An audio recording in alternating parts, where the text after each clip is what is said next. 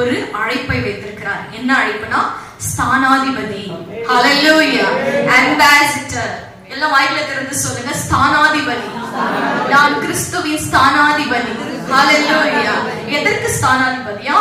நம் தேவனிடத்தில் ஜனங்களை ஒப்புரவாக்குகிற, சமாதானம் பண்ணுகிறதான ஸ்தானாதிபதிகளா இருக்கிறோம். இதுக்கு நான் இவாஞ்சலிஸ்டா இருக்கணும்னு இல்ல, நான் அப்போஸ்தலரா இருக்கணும்னு இல்ல, அதுக்கப்புறம் நான் ஒரு பெரிய தீர்க்கதரிசியா இருக்கணும்னு இல்ல.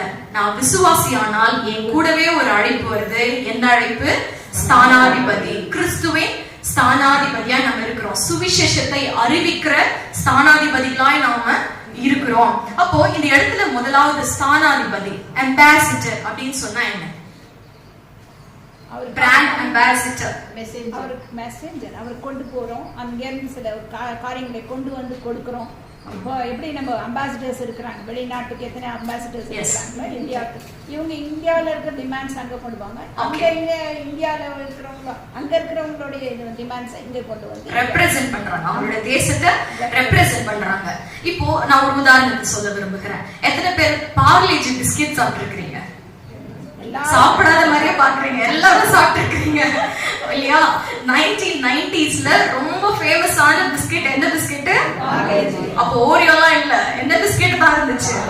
பார்லேஜ் பிஸ்கெட் தான் இருந்துச்சு. அப்போ 1990s நம்ம பார்க்கும்பொழுது தமிழ்நாடு தவிர மற்ற எல்லா இடத்துலயும் இந்த பிஸ்கெட்ஸ் என்ன பண்ணாங்களா, வாங்கி சாப்பிட்டுட்டு இருந்தாங்க. ஆனா தமிழ்நாட்டுல மட்டும் எப்படி இருந்துச்சுன்னா 50 டன் மட்டும் தான் என்ன பண்ணுவாங்களாம், அது உற்பத்தி பண்ணுவாங்க, அதாவது செஞ்சு அந்த இது செஞ்சு கொடுப்பாங்க.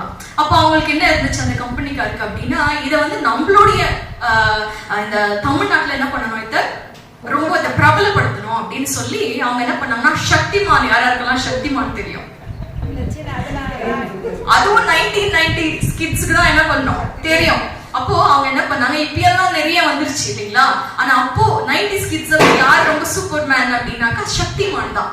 அப்போ அவங்க என்ன பண்ணாங்க அப்படின்னு சொன்னா, நம்ம சக்திமான வர வச்சிடலாம், எங்க தமிழ்நாட்டுக்கு வர வச்சு என்ன பண்ணலாம், சக்திமான நீங்க பாக்கணும் அப்படின்னு சொன்னா 2 பார்லேஜி பிஸ்கெட்டோட ராப்பர், அந்த கவர் வரும் இல்லையா, அதை எடுத்துட்டு வந்து, அதுதான் என்ட்ரன்ஸ்க்கு டிக்கெட் உங்களுக்கு.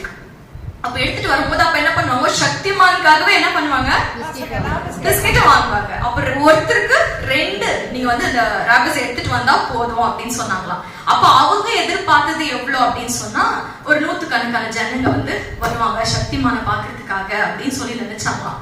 ஆனா நம்ப முடியாத அளவுக்கு 1,00,000க்கும் மேற்பட்டவர்கள் சக்திமான பாக்குறதுக்காக வந்தாங்களாம். ஹல்லேலூயா.